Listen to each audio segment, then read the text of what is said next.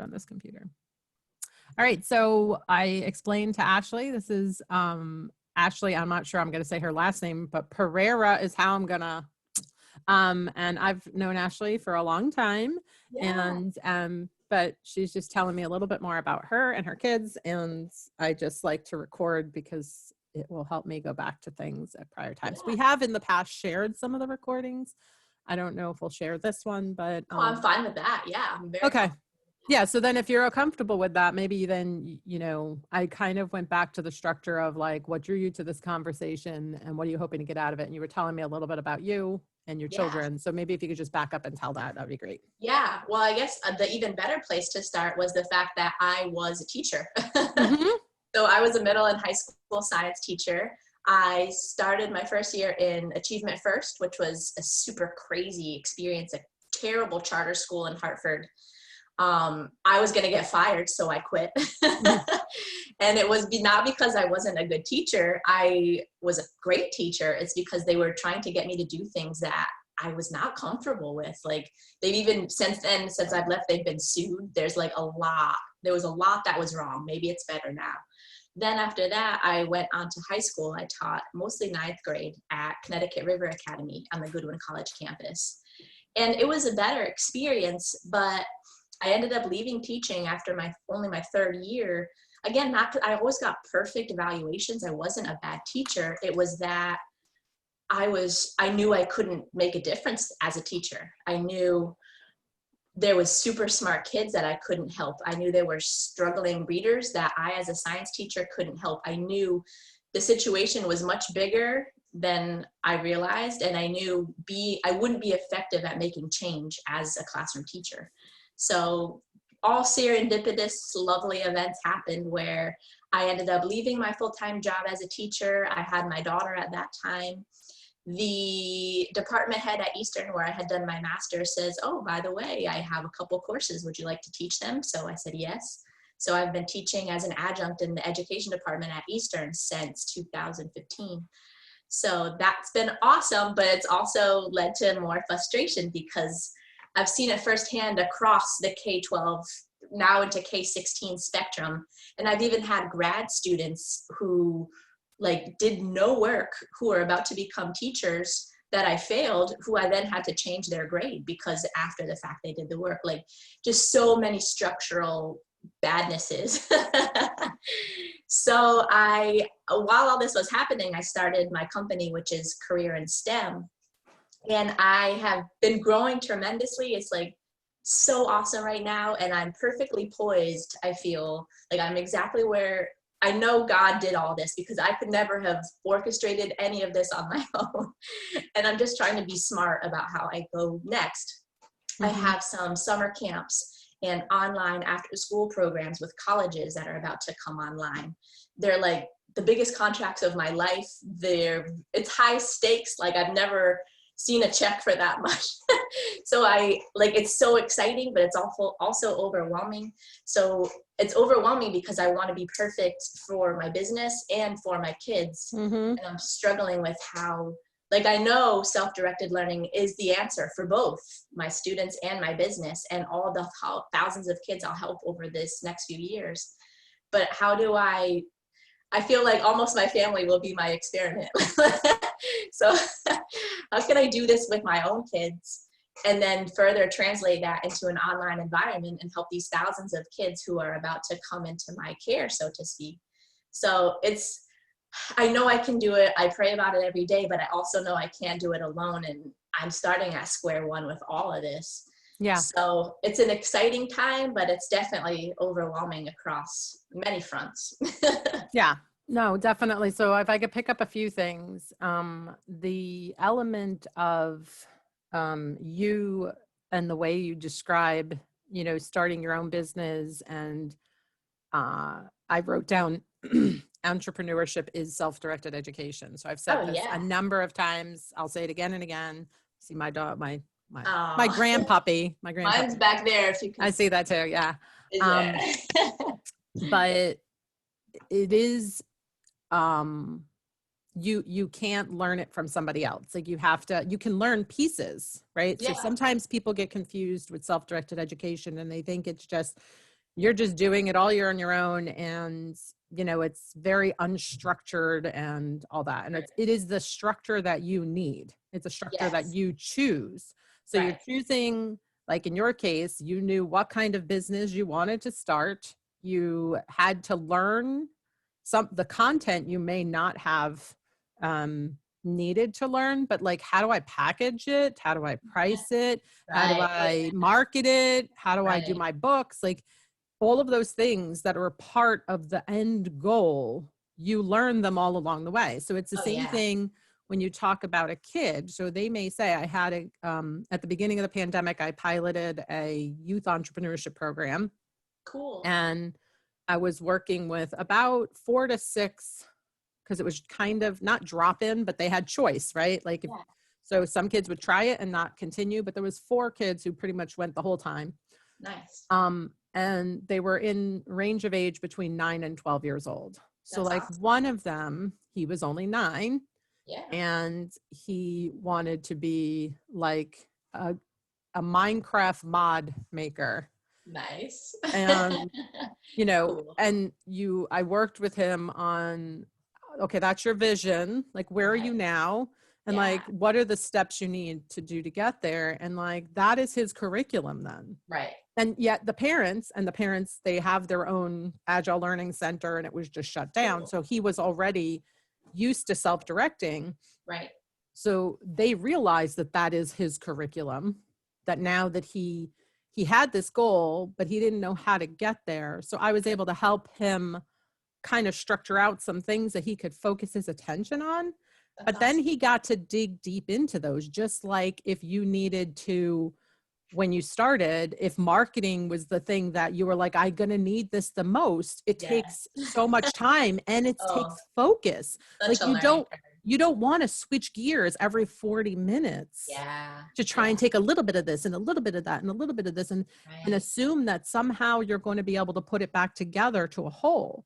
Like, True. so that's this, I could see it, consider it more like it's a whole learning kind of, and we like that as adults. And when Yeah. you watch little kids, we say that they don't have like attention span. We talk about attention span, but you can watch a kid who will just get absorbed in playing with this blocks thing for like a long time. Right. Right. And that's So what I guess I'm well equipped compared to most other parents. I'm a teacher. I'm well equipped, and I'm a teacher that hates the education system. So you're not alone. Yeah. I'm well equipped to do this, and that's why I'm excited to talk with you. Is like I see my kids have those types of interests, but then it's like, so do I like try to get them to learn something, or like like I don't want to make it an artificial learning thing.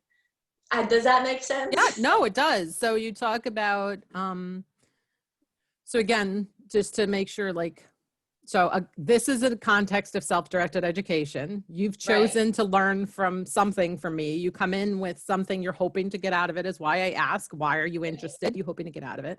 Yeah. And then so you've chosen your content, you've chosen your teacher, in terms of method, this is where Right. I am personally trying to figure out the best method to help people like you, because Right. when I talked about the beginning of Create Your Own School, the story as it's been unfolding, is that at the beginning of July, well, I have that dog who's barking. Do you hear that? Oh. I just heard one little one. Yeah, she's looking like, I'm not sure I'm gonna be okay with being down here with you, so I might have to. Oh. But yeah, give me a minute. It's fine. Yeah.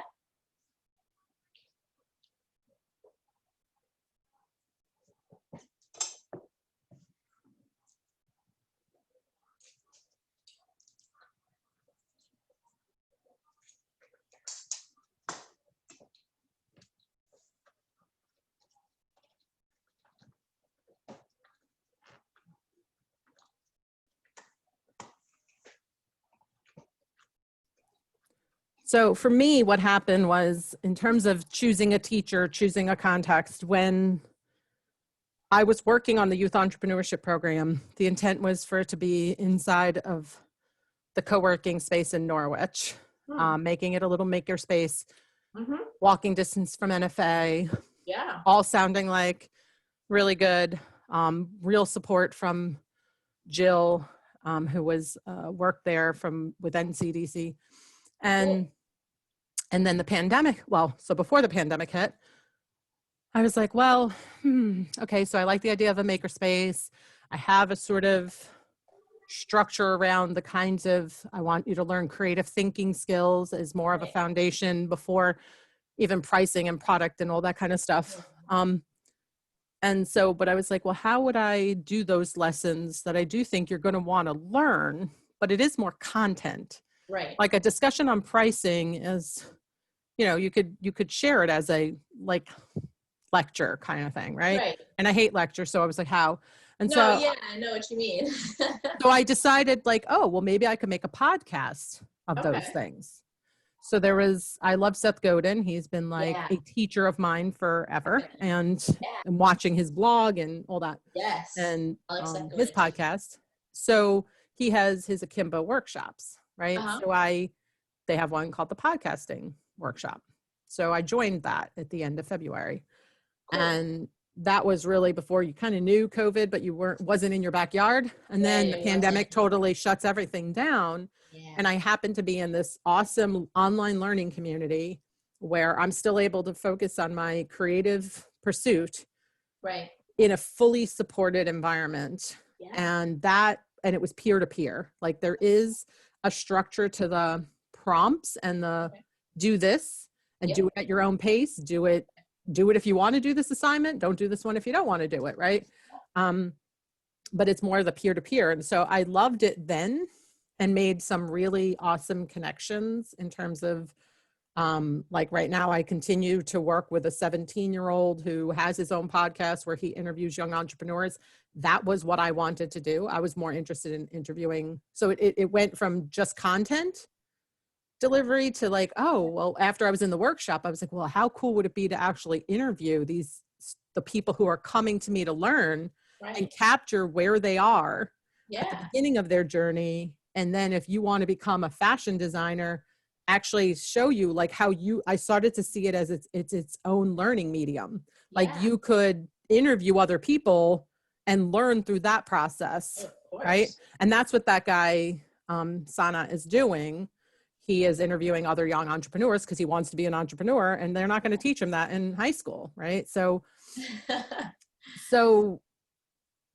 I met him in that one. They asked me to come back to kind of be like, not a coach, but they call them all-stars, like a form on the path. So I started that at the end of June, I think. Okay. And the first workshop only ended the beginning of June. So it was like back to back. And that's when somebody put in there this conversation mentioning in enjoyable learning experiences. She said, my daughter, she just unschooled her whole high school time. It was awesome. If anybody wants to have a chat about that on Zoom. And so we started this chat started back then. And then it sort of grew to where other people were curious. I called it curious about self-directed education and unschooling. Right. And people would come with their curiosities. And then we had enough of like the same people coming. But then I was like, actually, this is looking like it could be its own podcast in terms of I record it. It records your audio on a different line than my audio. I could edit it. And that's something that, again, so me and Sana, who continue to work together, the 17-year-old, it's like, you're doing a podcast. You know how to teach other people how to do a podcast. You want to have a youth podcasting production company or network and production company. Like it would be totally a way for young people to learn. Like, so that is still a project we work on, right? But that's cool. To back up and say, for you, that workshop environment is what I'm building, a workshop like that for people who want to create their own school. So they do have in that meeting, in that environment, they typically have a Zoom, like an optional Zoom meeting once a week. Right. I'm in a different one now where it's twice a week. And I don't think it would need to be twice a week, but you could also do other, like, hey, different people just meet, like me and Sanat started meeting, we met in there, and then we started having our own Zoom meetings, right? So it's a place for you to Yeah. find other people who are trying to do the same thing as you. My challenge Right. has been defining what is the same thing as you, right? Because for Right. me, it is, I said, I'm not interested in I don't want to say you have to do complete self-directed education and unschooling, but I'm also not Mm. interested in helping people who just want to be told what I think their answers should be. Do you see True. what I mean? Like, Well, yeah, 'cause that kind of isn't self-directed learning. So if you're not going to do it yourself, how are you going yeah. to help your kids do it? But the point is, but I also don't want to say that I wouldn't help someone who just is first taking the first steps into homeschooling. So they're going to need True, different true, things. But it's just true. like trying to figure out, I do think these kinds of conversations are helpful to people. I've proven that the conversations I think are helpful. And I've proven that people have listened to I have a playlist of the former meetings. So there's people who Yeah, have watched those and learned and felt more comfortable. I would be curious if you did choose to watch them, what did I get out of that? Did I just get a sense of comfort? Did I get some ideas on how I could do things? right. And so the intent is to take the audio then, like I have the YouTube playlist, take the audio, turn it into a podcast so that other Yeah, people can access it but I still want to have a place where people can meet others, find the others is Seth's phrase. And so far what we have is the group of guides have found the others. So the ah, guides are people who, one is a former principal who, yeah. I read your staff yes, page. exactly. Yeah, Yeah. yep. So we are realizing we're benefiting because we all just met in this workshops, since Good. Yeah, that's the cool. beginning of July. Well, I met Sonnet back in the middle of April, but the rest of us. So we're just getting used to each other, getting we know that this workshop format has been helpful for us. And how do we do it for other people? And we have just a basic structure right now and we want to expand it. But I also think you have to have some people in there. So what I Right. feel like has happened is we already have the 6 of us, right? and we have to let go of if we added someone else and they were willing to give us feedback and share their questions in there, that then we know what are the actual things we need to build content around that you can self pace yourself through. You could pick and Yeah, choose what you need. yeah. um and the goal is really, like I said, I do think that it's,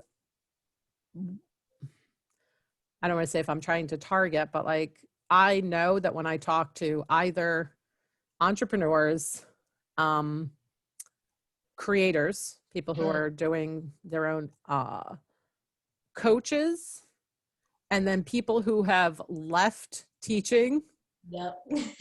those are people who are okay, what you're saying, actually, I know there's some truth to this, because what I say is when I say entrepreneurship is self-directed education, it means if you've done that, you know how uncomfortable that feels. It's a leap, Yeah, but the next leap doesn't feel as uncomfortable. that's true. But That's absolutely. self-directed education is a leap. So if Yeah, you've done that as a kid, entrepreneurship feels normal.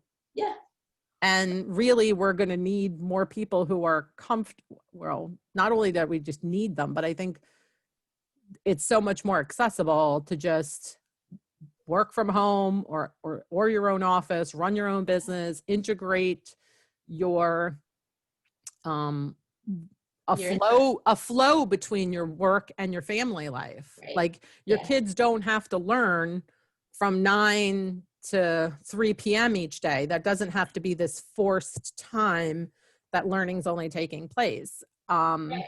And Because that's why learning, I've been so brokenhearted just on what I've been seeing with distance learning is that everything, so my husband is also self-employed, I'm self-employed, everything that we value as self-employed people, such as efficiency, effectiveness, listening, engagement, listening and making changes, like thinking creatively, that's flushed down the toilet right now. It's completely, maybe Wyndham is an outlier. Maybe other schools are smarter about this, but I am so brokenhearted to see what is happening with distance education.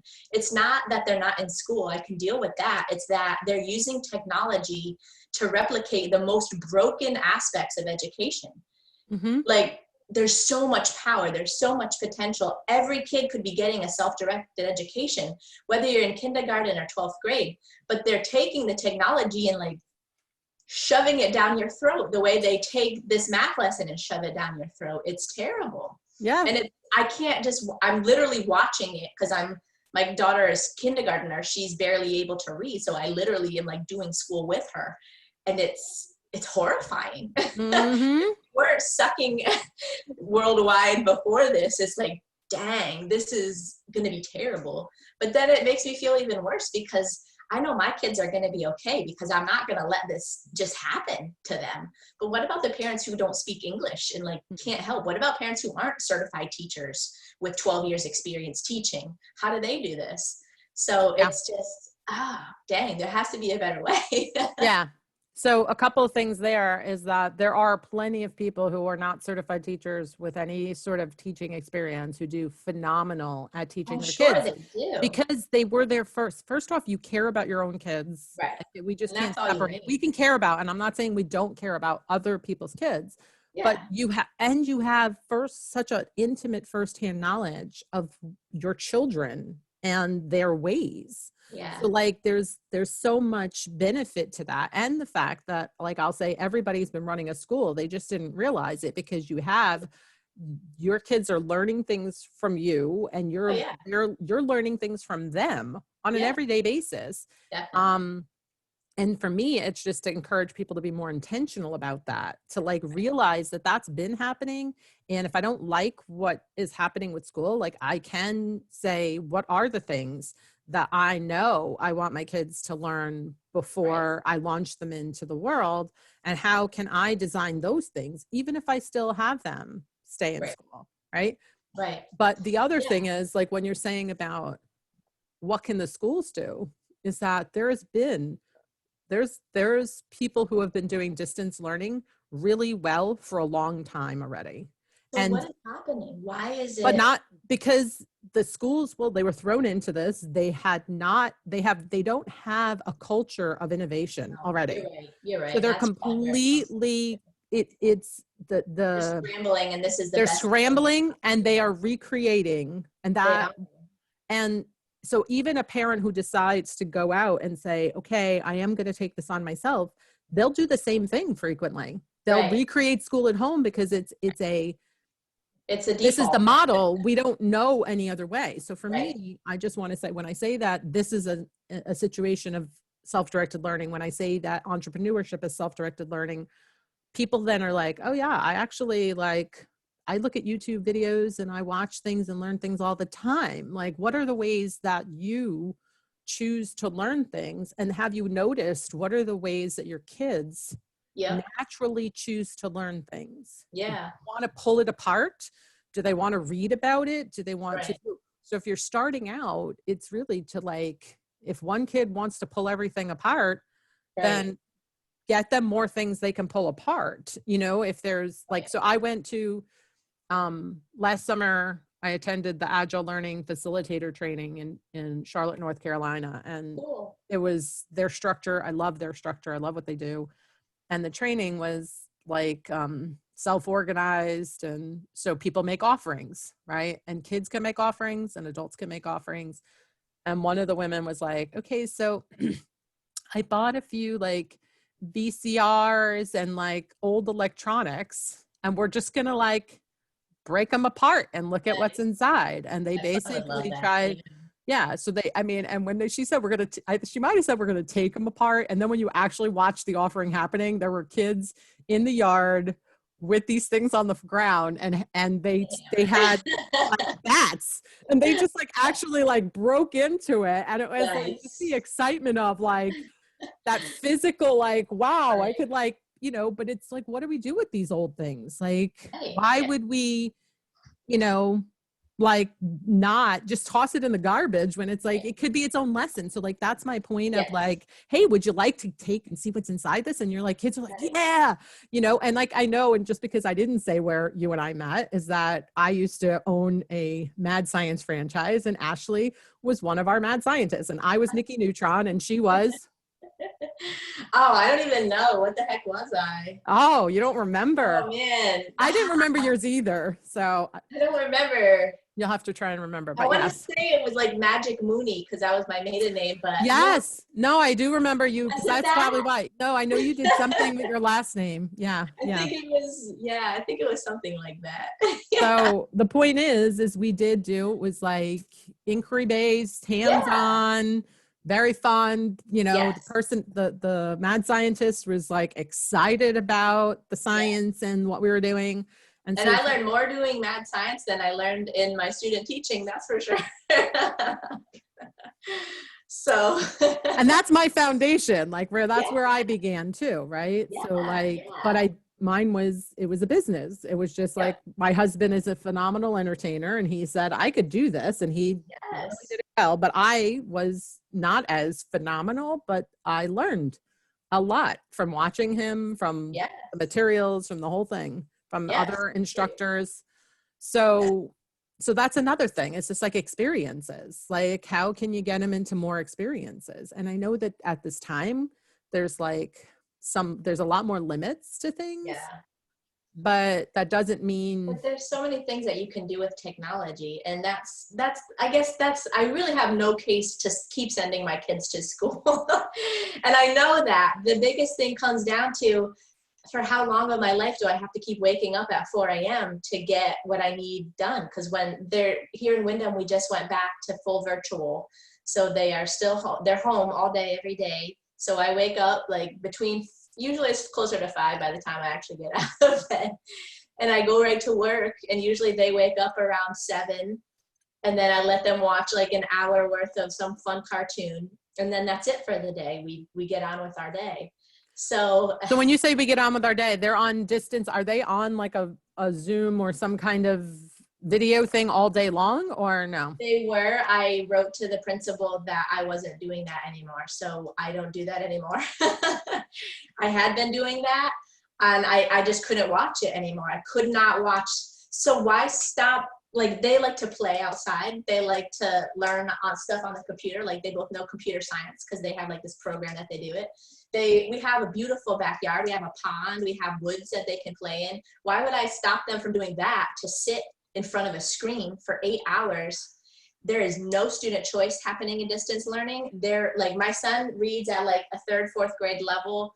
He's reading the exact same thing. Literally the entire hour of the Zoom meet is to explain how to do the one task, the one activity, which he did like in the first 10 minutes when the teacher was like waiting for other students to come. So it's like, it turned into a battle. It was killing all of us, like literally, because we were fighting. I was like, I had to do like some sort of check system to try to like get them there. If they could be quiet for 30 minutes, they would get a check. It's like, no. Like, I was becoming everything I knew was bad, everything that I hated, like the stick and carrot, the Yes. coercion, all of that. That's not what I do. And it's like, why sacrifice like, my kids are beautiful, they're smart, they're creative. Why would I kill that when they're 5? Like, that's the worst thing I could do as a parent. Yeah. But it's hard because like, if I take them out of school, so when they were in school, it was only 2 days a week, which is great because it was like, I'm still most of the time there with me. It's those 2 days a week when I can like actually not have to wake up before dawn and get stuff done. I could get all my work for the week done in those 2 days. And then every other time when they were home, we would just play and learn just the way we always have. So that's where I'm at now. I think if school goes back full time, I will definitely withdraw them, or I'll try to work with the school to say, can I pick them up every day at noon? Like, can we do something? So I'm just trying to figure out, how can I have a life? Yeah. So like, let me and just, still homeschool my kids. so when you say, how can I have a life? This seems like the thing that's stopping you It with, is. and what does the life mean? Obviously your business, right? Like, Yeah. what Well, else? so I'm a very quiet person. I'm a very, like, I fake it well, but I'm a very reserved, introspective. I like to think about things. I like to read. I have work on my computer that I have to do and clients that I have to meet with now and then. So how can I do that is what's holding me back. I can't, I refuse to just put my kids on YouTube so I can get my work done. I refuse to do that. So I wake up early and I go to bed late. So that's what's holding me back is I can't think of a way. I don't know a way of how I can still meet my need for quiet with my own need for sleep. And I just, like, my business is, I'm getting to the point where it's not, it was at first built on me. I had to be there to do all the work. I'm slowly stepping back. I have people in place and systems in place that are taking more off of my plate than ever before. So I have more time than ever before. But I also just, like, my husband is fantastic, but he doesn't help with any kids stuff.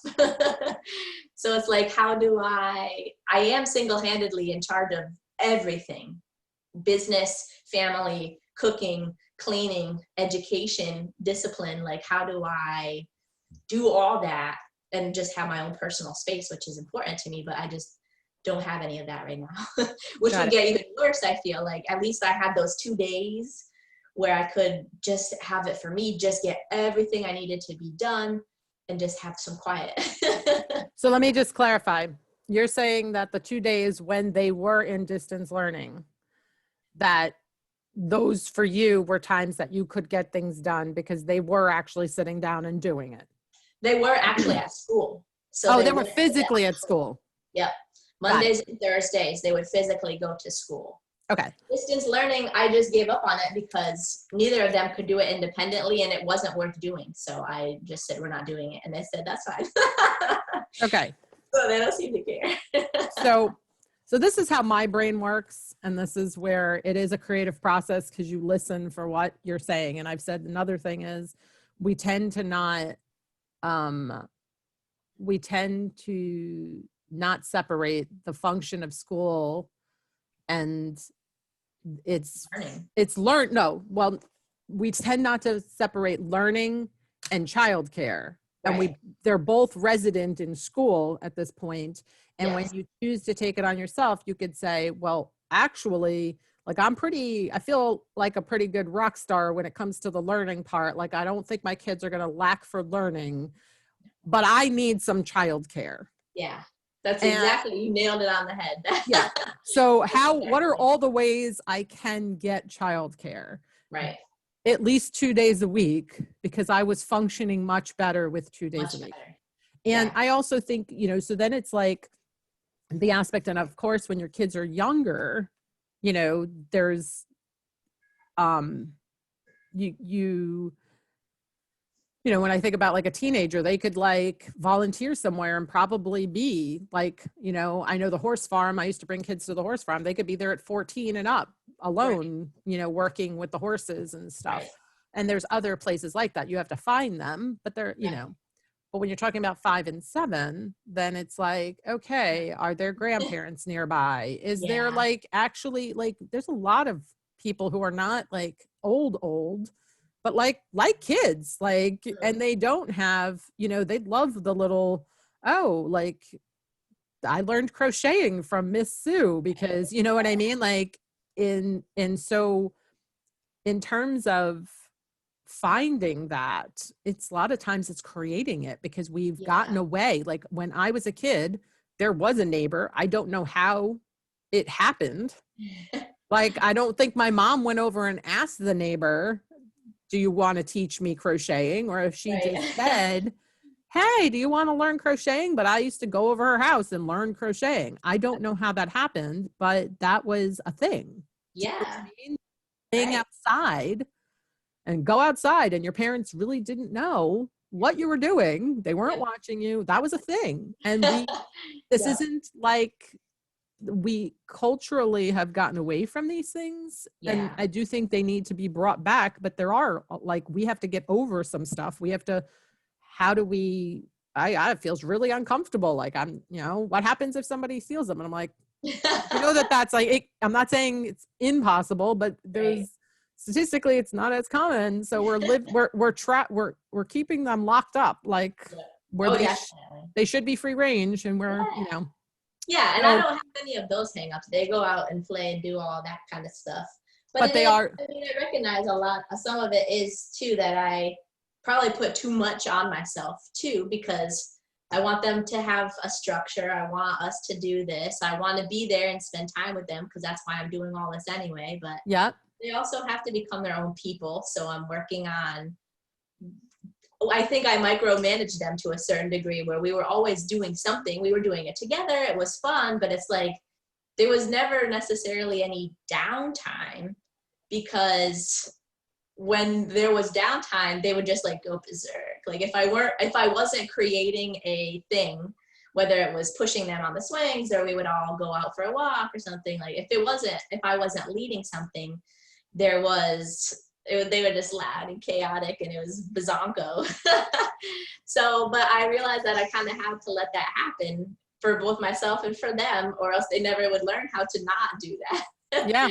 So Yeah. I'm getting practice, and like I say, I think it does come down to that childcare piece. And I guess that's probably where I should start. And just in hearing ourselves think out loud is my church, a lot of families homeschool.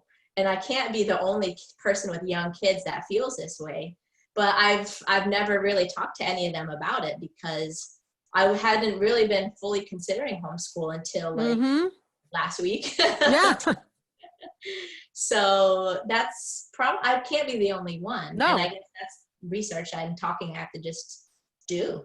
Yeah. Yeah. So that would be like, if you just like a first step is to say now, so sometimes people do take that, right? And I think, so one thing I've talked about, there's a lot of like Facebook groups too, right? Okay. But typically what I've found is someone who maybe doesn't have as much of their own beliefs already, educational philosophy, will go into maybe a homeschool group on Facebook, and they ask like, what curriculum, because it almost feels like the very first question that people ask, instead of realizing that learning is natural. Curriculums are worse than school curriculums. Exactly. Like, and so conversations makes me gag. It's like, oh my God. Yeah. And memorizing facts, like yes. Yeah. So the aspect is, so I believe a couple of things like of my own goals is to encourage people to use more of their communities. So you already have the benefit of being connected to a church that's a community of itself. Yeah. You have a group of homeschool families already at that church. Yeah. If they aren't already doing something that's like a co-op or rotating kids from house to house, let's set that up. Yeah, exactly. Like, because you could sit there and be like, on the days that I actually do want to spend time with my kids, I would not mind having 2 or 3 other kids and doing my own, like, I'm the science person, I'm the computer. Science. Yeah, they can come up here and play and swim in the pond. Another friend is great at art. She can do art. Exactly. And that's how because a lot of them are similar ages too. So yeah, that's a no-brainer. Yeah. Yeah. I didn't do that yet. Because because the thought of this just feels overwhelming. Like, it for sure did. And for a while I couldn't even talk about school without crying because I was so upset by what was happening. And when you get over the upset and realize that you can do something about it, now I'm just at the point where I don't really want to, because I don't want to give up that little 2 days of of childcare. But if you could find like an even what sounds like it could become an even more promising, still getting your 2 days, right? And yet what you all could work out would be better. And then, you do have like, so there are people who, like I said, there's still people who feel like, okay, I'm going to design lessons for my kids, and that's fine. Right. Yeah. There's nothing stopping you. There's other people who are like,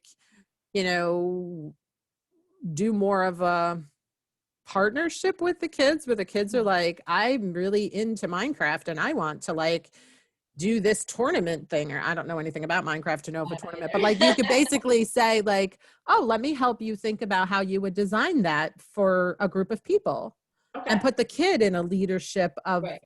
sharing their interest with other people. Right. And um and there's people who still feel like they want to track everything their kids are doing for like as if you're okay, I but don't so have your time face for says that. exactly. So that's my point. Like you don't owe, I will say that I've heard in the state of Connecticut that there's some school districts will try and get you to like um answer to them, whereas the state says that all you have to do is provide a letter to your superintendent saying you're withdrawing your students, and that's it. Okay. But and that is the Connecticut Homeschool Network. Okay. So they have a lawyer on staff that if the school is pushing you for other things, you can actually consult the lawyer and say, do I really need to do this?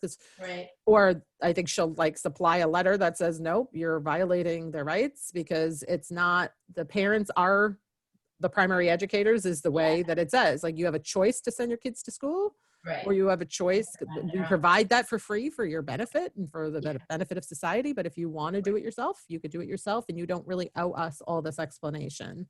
Definitely not for the benefit of society. Yeah. That's not that's not happening. Well, it's also funny too because I really, really tried to make a difference in the school system. I was a product of Wyndham Public Schools. I know the problems going on here. Now my kids are going through the same problems. Here's one of them.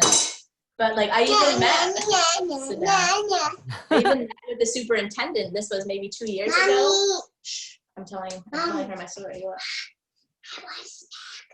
We just ate lunch. All right, you can have your fruit. There are no candies left. There is. They always try to get candy when I'm on a Zoom call. Like Because they think you're every single time. Please. You can they have have one. learned. That's They why they have do it, 'cause learned. they know I can't say no. Well, you can say no. You might be concerned that they'll have a meltdown, and you don't want Yeah. that. So then they know that you can't. Yes. So you don't. They have me trained. They have you trained. I know. But anyways, I met with the superintendent a couple years ago because Wyndham High School was going to do a redesign, and part of the redesign was going to be career academies, and one of them was going to be a STEM. And I was like, I own a company, like that's what I do on like as a job. I can help. I'd be happy to volunteer my services. I'll sit on committees. I'll help you with curriculum, whatever. I just want to help because I want things to be better than they were when I was a kid here. So I pulled up their plan. I was so impressed with this. She didn't even know what I was talking about. And I had pulled up their plan that they had presented to the Department of Education to get the funding to do it. And she didn't know what I was talking about. Snippy, snip, All right, snip. go get a snack. No more candy. I don't think there is anymore, but so, and I mean, that's just one of many, many examples where I did try hard. I didn't just give up and say, this sucks, I'm out of here. I tried. And like, they wouldn't answer my emails. The budget is cut and we don't have that anymore. It's like, I'm telling you, I'll do it for free. Like, so I did try really hard and I still got nowhere. So now I have to just do it on my own. Yeah. And the good news about that is, and like I said, is No. that innovations are happening outside of the schools in this way. And I do believe that at some point that some of the stuff that's happening in these kinds of ways, things that we're doing, will actually get an audience with at least, one or more, so, and I've seen when you can create at your own church, let's say, enough of a structure that makes it actually doable for a parent who really doesn't have as much of their own confidence and background in it, Right. So that it does become more accessible to other people. Right. And like I said, there are examples of doing self-directed education within schools. They're just few and far between. Like Yeah. I've seen it at that Jethro, who's on the Create Your Own School guide.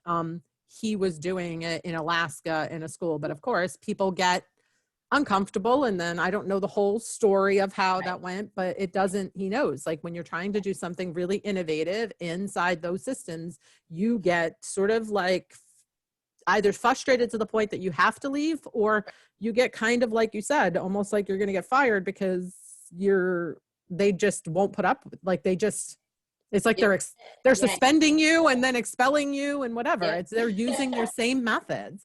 And these are not methods that, like, if the whole of society operated that we suspend you, right?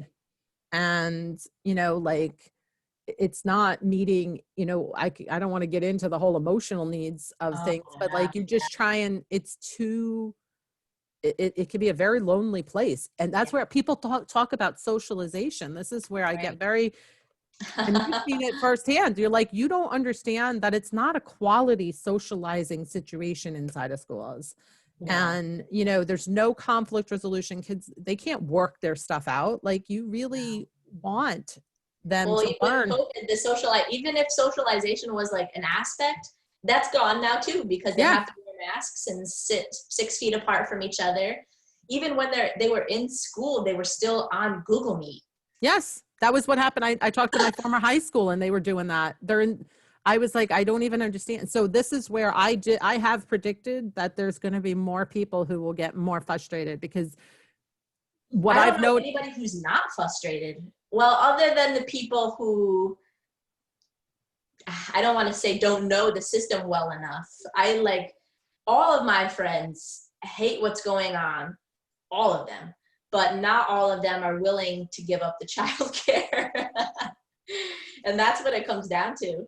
yeah. So like I said, when you have young kids, at least. Yeah. So you create your own little community that meets it's the village. You're forming a village that's going to help make that possible. And that can sometimes be the only thing that is standing in the way. Right. And then when you make that leap, right, you send the letter and you say, day one, what are we doing? And it's like, you get to decide what you're doing. And it doesn't have to be, you feel like you're really okay with that part of the equation. Right. Yeah. Yeah. And I think that's what I need to figure out more than anything. And everything that's happened, I mean, I guess that's only one other thing I wanted to ask you is, like, right now we do, the teacher assigns, they use Seesaw, that's the app. So every day there's like X number of activities. So like, how do you, like, I do believe that there are core basic skills like reading, like subtraction and addition. So how do you teach that in a self-directed way? Like, do I just wait for my daughter to want to learn how to read more? Like, how do you do that? Okay. So because you do have one that's not at a reading age yet. She can read, she can do sight words, she can do basics. Okay. But it's because I've sat with her at the kitchen table and said, if you do all these, then we can have dessert. Yeah. So, I mean, I look at what there's a lot of people who have talked their stories of this, because this is not something I've witnessed firsthand. So I'll be honest about that. But the aspect of, obviously, kids will want to do what they see other people doing. That's sort of a normal thing. So if people in the house sit down and read, then she'll likely sit down and be like, oh, I'm reading too. And you don't have to judge whether or not she's reading and progressing necessarily, and remove some pressure from that and say, I believe she will eventually read. Because the point is, if you read their stories, and like, this is where I have to start finding, like, what should I send people who need confidence in this matter, right? I know right now there's an emergency home learning summit going on, and we did a session on that, and there's probably, I think there were some sessions about reading, but I don't know if you can access the prior recordings, but I think you could still sign up for it if you want to. Yeah, what was it called again? It's called Emergency Home Learning Summit. It sounds like what I'm having right now. Yeah. And I don't know I can find the URL and send it to you afterwards or whatever. It was Cool, going yeah. on for like 2 months. So they were just putting out like every day a series of like, sometimes it's been video recordings that have happened in the past. Sometimes they're doing new content. So we did a session on like the create your own school community, why we're, but it was mostly focused on teens. That I had 2 teens who, one was homeschooled and Yeah. wants to help other she's becoming a learning consultant for other teens and youngers, but and then the other guy is someone who's been doing learning a lot outside of school. So he does still go to school, but he does most. Yeah, I think I read them on the staff page too. Yeah, so the 2 of them are both. So it was me Yeah. and them too, because they're working on a vision for like kind of an alternative to high school. Right. So creating a learning community of like more creators, Yeah. because that's what we seem to like, people who want to either become entrepreneurs, artists, Right. musicians, like where you have that kind of trying to do or even YouTubers, like people who know they want to be supported in that, because it's not something you're going to easily learn at school anyway. No. Or at all. So even if you were a school student, you could Yeah. have this as your supplemental learning. So Yeah, and I guess that's the last other thing that I struggle with, is just that how do you instill the basic skills, or like, because I can see it working fantastically 6th grade and up, because you know how to read, you know how to do math, you know the basics. I mean, I don't remember much of what I learned beyond 6th grade anyways. Like I look at fractions and some of it I can remember, but I'm successful in life with what I have. So I know beyond 6th grade, self-direction is much more, I don't want to say feasible, but I see how it can work. And maybe it's because I taught that age group, so I'm very familiar with how they work. I've never taught like a class of 1st graders for a school year, so I just don't know like how to not make, I know how to take kids' interests and make it a teaching moment without it being weird. But what I don't know how to do is instill basic skills without it feeling contrived. And I don't know if that's like, is it a bad thing if they never learn even and odd numbers? Like who cares? But is it a life skill? Like that's what I'm struggling with, other than the childcare, I guess, is when we're talking about a 1st grader, a kindergartner, like those basic skills and what's important. How is it them that decides? Do I say there are these things that you need to learn? Like, how do you, I don't know. That's where I'm at. So let's just use the odd, even and odd thing. Right. Like I'm not sure you're convinced that it's a basic skill that must be understood, but the point is it's likely going to come up where it's like, okay, there's you and your brother and there's 5 cookies. Like, True. How are you going to do that? Like, who gets, well, they'll look at it and they'll try to like divide it up. And then you could talk about how, well, it's because there's odd. 5 is an odd number. It's like odd. Right. Odd is, I mean, even when they introduce this as like a concept in school, like nobody says like, wow, it's weird that the word is odd. And then we use odd, like strange. Yeah. Do you know what I mean? It's like, it's odd. Right. And then it's like, and what does even mean? Like, and you could even take it further and make it more integrated, where you're talking about like, even, there's equality and then there's equity. I mean, you could take it in another direction, then a school would never do that. But it's like, you could, because they'll get the even and odd concept just by a simple mention and that real time of them trying to figure out how to tease, because that was what was left. Right. They'll and they may not, I mean, how many times even if they could go, I don't remember what the words were, but we have to do something if we really want to be fair, we got to do something with this extra cookie. We got to, and then you're cutting it in half is what really makes it fair. So now you're introducing fractions. So it's like, it's not, if parents like, and I don't think that only educators can figure that out. Like this stuff happens in your life, but you're just saying in those moments, I'm going to trust those moments to just discuss it more. And so when you talk, like reading really does become the thing that people stress more about, because it is done in an instruction way, most of us learned it, the way most of us have seen it. And yet kids learn, even though they teach it so young, they only do that because every other way that they teach is built on reading. Right. So if you go to a place like an Agile Learning Center where I went and kids are not forced to read at a certain age, you have to sort of adjust because you're realizing you're looking at a kid who looks like normally the kid would be reading at that age. And they ask Right. you, what does that say? But they're comfortable asking for help, right? It's not stigmatized that it's Right. okay that what does that say? And then meanwhile, they're going to get there because it's not, a lot of people would say that a lot of the problem with learning disabilities regarding reading is that you're forcing it on them at an age when they're not even ready yet. Right. Like Yeah. they're just, even though other kids may be ready, there's kids who are reading them 4 years old, 3 years old, whatever, but that doesn't mean every kid's going to. No.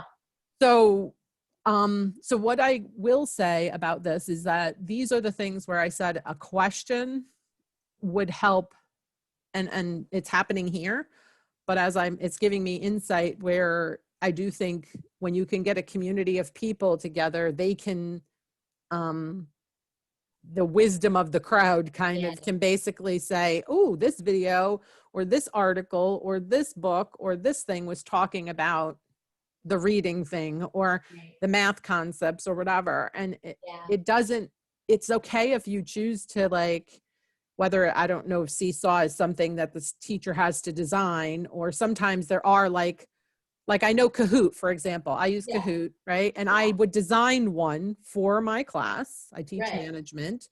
Yeah. But that doesn't mean that I couldn't find topics out there that were related to management, not designed by me, by somebody else. Yeah. And so you could still learn from, like, oh, okay, so I want them, they're asking questions. That's another thing, is like whether they ask a question is, at least a better time to, like, think about, do you really want to know about that? Like, would you like me to, like, find you something that can help you, like, learn that better, instead of just giving answers, because then it puts the pressure on you to do the answers, and they're always going to turn to you. Whereas if you show them, oh, sometimes I use YouTube videos, and sometimes I use something like Kahoot, and sometimes now it's like they'll just get one at some point, not too long from now, at 5 and 7, they're going on Kahoot themselves and looking for, like, searching fractions or whatever it is that they're interested in. And yet, do I think that, somebody had said, like, where do we ever have people dividing a fraction by a fraction outside of school? Like, I know. So what, but making the decision on what is actually important for your kids that you believe is important for them to learn. And that is one of the first things I encourage people to do, is, like, think about, like, the things you didn't learn in school that you wish you had, because regardless of whether your kids are going to school, you I don't like to use that word, but if you are complaining about the schools don't do this, do that, then, like, you could do that yourself. You could basically say, before my kids turn 18, like, because before they went off to college what? You paused, but now you're back. It was like 2 seconds. Yeah. No, I said my kids went to Financial Peace University before they went off to college. Like, I wanted them, we had paid for a family membership. They were offering another session. And I was like, you guys are going to do that. And I've had my kids be like, I do not want to be in debt. Like, they got the message loud and clear. I do not want to be in debt. Well, that's just it. And I guess I know I need to do it on my own, because I know I will never be happy with what is going on there. So I know that. And I wrote it down. What you said is to trust those moments. I think I am the block. I am the one that needs to, because, like, if my kid, because I myself am a perfectionist, and I've always been a super, super high achiever. And if my kid, like, didn't know how to read and they were 6, I would not be okay with that. But that's me. And that's probably the bigger issue than my children. Yeah. I was going to say the number one things are trusting yourself It comes Yeah. before trusting your kids and Right. trusting the moments and the process. All of it is trust. Right. So, and I am a recovering perfectionist. So I do know, but I've done a lot of work to make it where I'm much more comfortable being like, people are natural learners. Yes. The learning will stick longer and be deeper if they are interested in what they're doing. Right. That when they're doing something they're interested in, they're going to learn a whole bunch of other things along the way that are things that they need. And if at some point they wind up being 24 years old and not knowing something that they should know, then they'll know how to learn it, because Right. what they have learned is how to How learn. to learn. Right. And that we do not teach people how to learn. We teach Right. them content for the most Yep. part. Yep. And so Yeah, and in the age of Google, there's so little that you have to actually know, but you need to know how to find it and how to realize if it's good or not. So, yeah. yeah. So Yeah. those are what you would want to make sure your kids know. And I know that Right. schools they say they want kids to learn that too, but the amount of time that they would actually get to practice that and is not very much, because a lot of the time is doing this worksheet that is Busy work. easy for me to grade. Big time And busy work. Yeah. mhm, Even worse now with technology. Like it's mhm, busy work on steroids. mhm. I've never like there is nothing natural about learning how to write using a trackpad. It's heartbreaking. Mm-hmm. It's almost comical because it's like, this is so bad. It's almost you have to laugh or cry. And I just have been through the crying and now I'm able to laugh. And then now you're going to just create something. So Yes. yeah, so Yes. that's the goal. And what Yes. I will say to you is, if you talk to your group of people here on Thursdays at this time, if you have Yeah. even though they may have been homeschooling, if you're trying to figure out how do we try and figure this out together, how do we want to connect to a bigger community, because Yeah.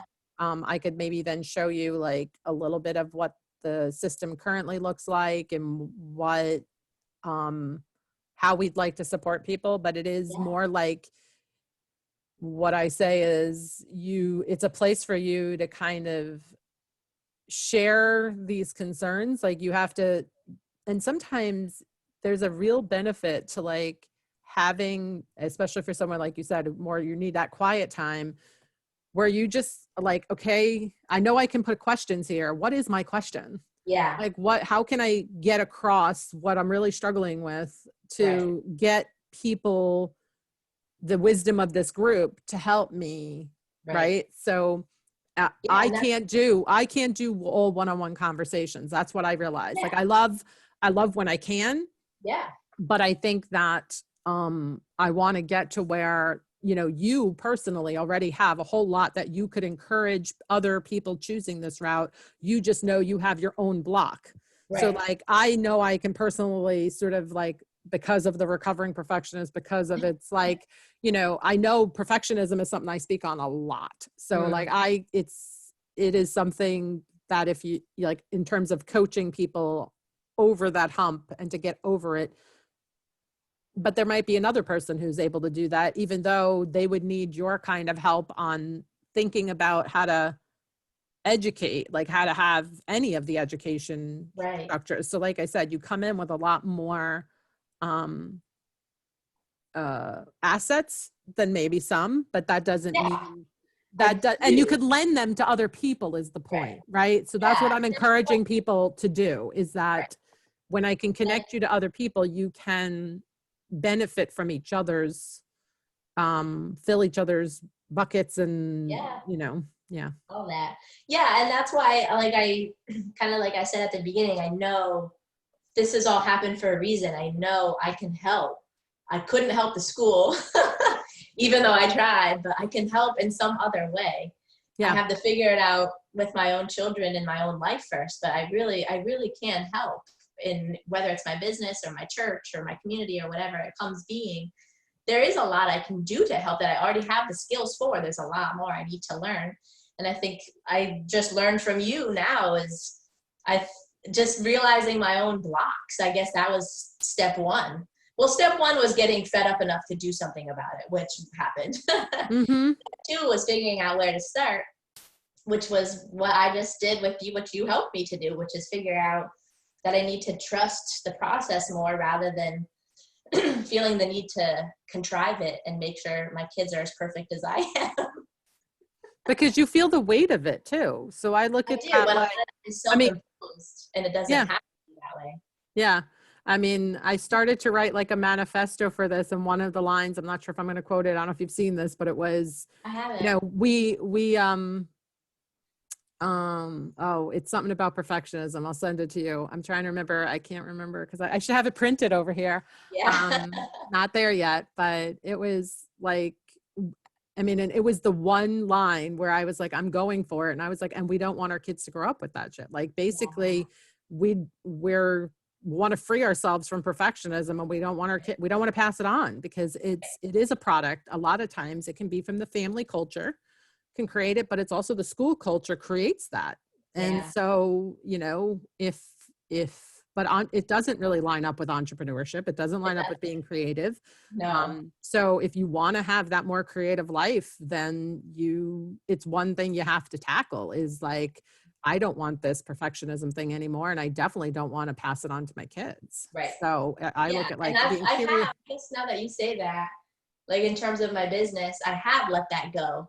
But the academic piece of me is like more perfectionist than ever. So, and I guess it was because I never had to confront it yet. And I confronted the perfection with my business and just all of those aspects that come with it. Like if the website copy wasn't perfect, it's okay. It's something, I'll get onto it next day. But I had to confront that a couple years ago and grow over the years. And I haven't had to confront the academic part of my perfectionism. I guess that's the key insight. Yeah. I mean, so when I say I want to use the word recover, but I'm like, nope, it comes up, and it comes up when you're trying to do new things because Yeah. you go back to this. Oh, it has to be perfect. Like Yeah. I don't know how to, I feel very uncomfortable when I don't, when you have Yeah. whether it's a lack Yeah. of competence in an area, you know, and on the path to competence, you are incompetent, like get over it. Do you Yeah. know what I mean? Like you don't Yeah. know. So you're not going to know how to do all these things that your kids are going to require. And yet you know enough from your prior background to know you can To figure it help them out. figure it out. Right. And I wrote that down of what you said too, is it's good that they're young, because what I really need to do is, and that I've been getting out of the habit of, but that I need to continue doing, is helping them figure it out without me. Like helping them figure out how to have fun without me Yeah. was square one. And now step two would be helping them figure it out in education pieces too, how to have fun without me. Yeah. So yeah, this is fantastic. Um, Epiphanies have happened. Yes, awesome. So I'll leave you with one more thing, and then I will ask if you don't mind, because it takes a little while for things to really settle, is if you could Yeah. send back like even some of your own notes of what the epiphanies were, because for me, it's helpful to try and um, make sure that I'm trying to, again, it's the benefit of having a one-on-one conversation is that I'm hearing what you're saying and I'm able to respond, and then you're able to get to epiphany when I don't hear, you know what I mean? But like the Yeah. typical things that you know and what really resonated. But the aspect, one thing, there's this woman that I went through the International Center for Studies in Creativity graduate program. She was a former student, like an alumni from a long years back. And she came in when we did our philosophy, vision, and strategic plan. We were working on it. And she was like, you're never going to be more clear than you are right now. And I was like, there's no way. Like, this is crazy. That's not true. But it was, you actually get more confused. You know what I mean? Because you like, I want this, I know, you know, so at this moment, there is a certain clarity. There's things that are very clear. And like in her case, You know how much charger is my computer? I don't. It's I think on the cabinet by the door. Okay. I'm almost done. I'll be there. yeah. So one of the things that so that was, it really was true for that moment for us, but also for you, I think a lens that she had given me was like what she did. Talks a lot on parenting, and her thing was she was driving herself crazy, perfectionist kind of thing when her kids were young. And then she was like, I want, you know, I realized that I wasn't raising children. I was raising adults. That was her sort of thing. And it was, what are the actual, like when I think about adults that really frustrate me, it was people who have childish behaviors. And so she really had scoped out, like, what are these qualities of adults that I actually respect and admire and I possess and I strive for, and I want to surround myself with those kind of people. And then what is that, like, independence or whatever, generosity, right? Like, what does that look like as a 2-year-old or a 4-year-old or a 10-year-old? And she would be trying to kind of make it so that that was like, because I say one of the early things you need to think about is, what are your definitions of success? And we're so used to they're reading by this certain age, they can do all this performance kind of thing. And these easy things, this easy evidence, even though your kid may be able to think more through a whole process, but they can't read yet, you're having to say, I actually think it's better that they can think like this than just like, read words that someone wrote. Like, you know what I mean? So you spend some time getting clear on, like, what are you actually trying to work towards? And that lens of, if you're raising adults, what is the qualities of adults that you want? And just to make sure that, because then you're able to, like, encourage it when you see it. You're able to notice when it looks like it's not happening, like if there's, why is that kid hoarding their stuff, right? Like, if I want generosity, but I'm seeing this, then I can question, why is that even happening? Like, I had a friend who told me that, she's like, this might seem like a little thing, but like, I'm sitting here talking with you and my daughter just made hot chocolate for her and her sister. So like, normally she would have just made it for herself and been like, she doesn't deserve any. And I said to her, where do you think she got the language, she doesn't deserve any? Is that something you say in your house? Where do you think she got that? And it's like, she's been out of school. Like, she probably was hearing every day on which ones don't deserve things. So you got to look at it and say, these lessons, that's not in the curriculum of school, but it was something she obviously learned. Right. So this is, and so that's what I'm saying. You can look at it and be like, wow, where did she actually learn the, like, talking about deserving? Like, we don't talk like that. You know what I mean? Like, so. Yeah. And I saw that, a lot of that happening, especially with my son, because my daughter just started school now, but like the behavioral problems were getting extreme, and it's gotten so much better. I've noticed such an improvement since schools closed in March, that I knew I can see the value in my own family. Like, I have to do this. I know. Yeah.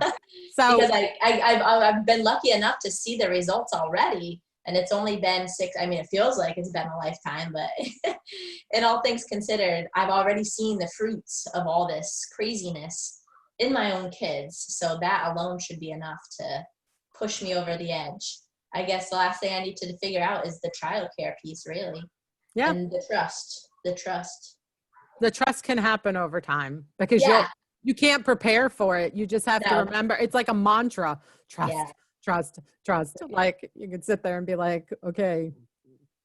And what I say, one of the things that is also designed into what I'm building is the aspect of the creative thinking skills, because it's just like saying to you, like, okay, just because school has combined these two things together doesn't mean you can't uncombine them and rearrange it and rearrange your schedule. And what are all the ways that preparing dinner could be a learning experience? What are all the ways that walks in the park or whatever, things that you already like to do, how can I combine other things with that make it feel like a richer learning experience? Right. So that's what good teachers are good at.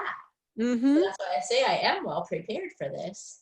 It's just I almost worry sometimes, like, if we're walking on on the things like, oh, what kind of tree is this? Oh, do you guys want to learn about leaves? Yeah.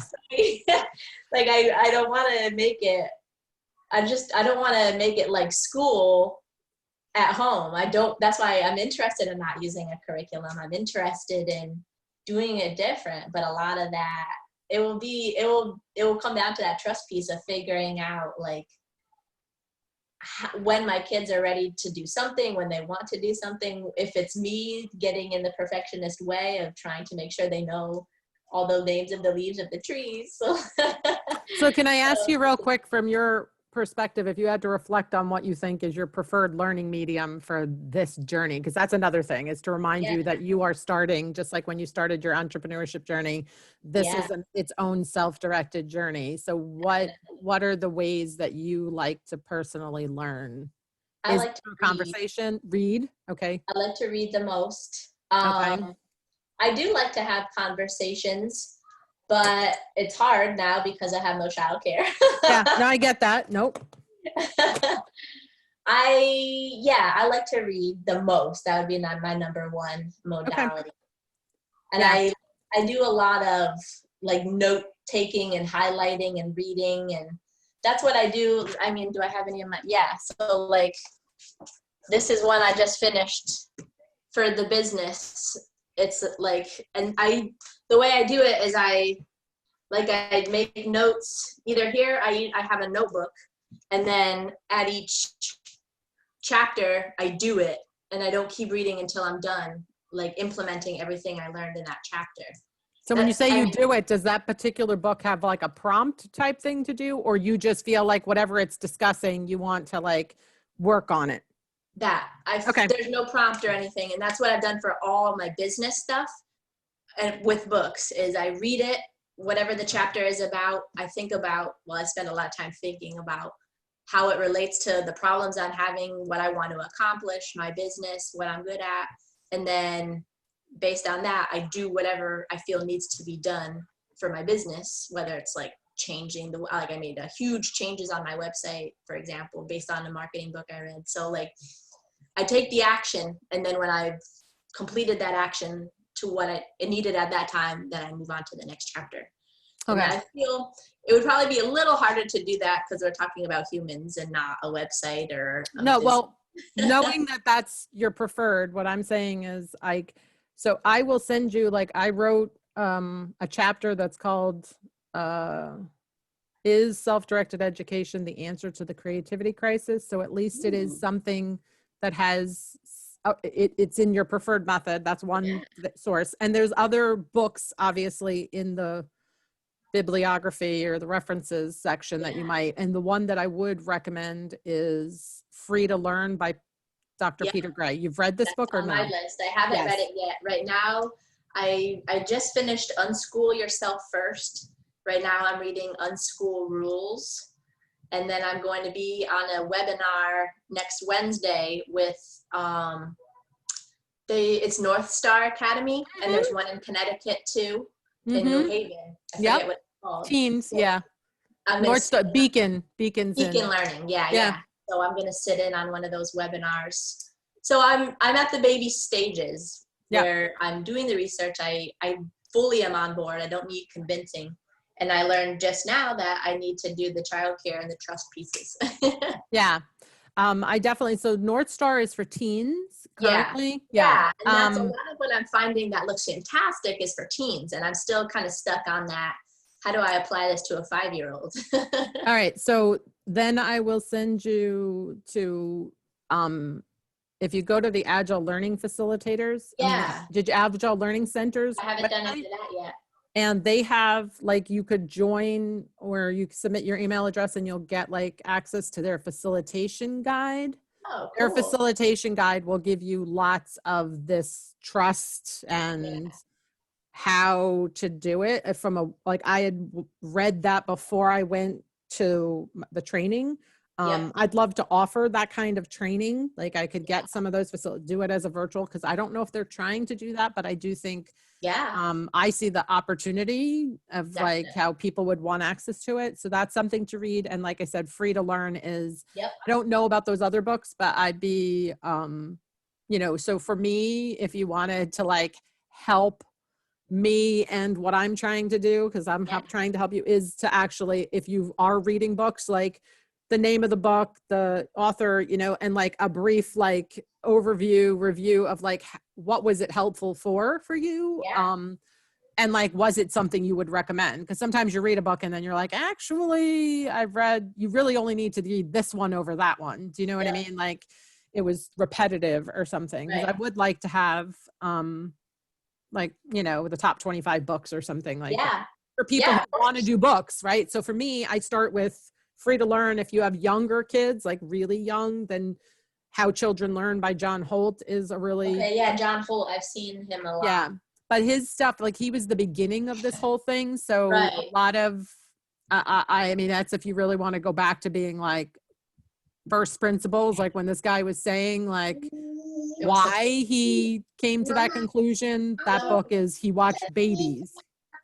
But I will let you, I think we should wrap up because what is her name, by the way? This is Mila. Mila? Jay, you want to come say hi to Nicole? I used to work for Nicole when I was in college. Here's JP. Hi, JP. How are you? This is Nicole. I used to work at Mad Science with her. Look and watch this.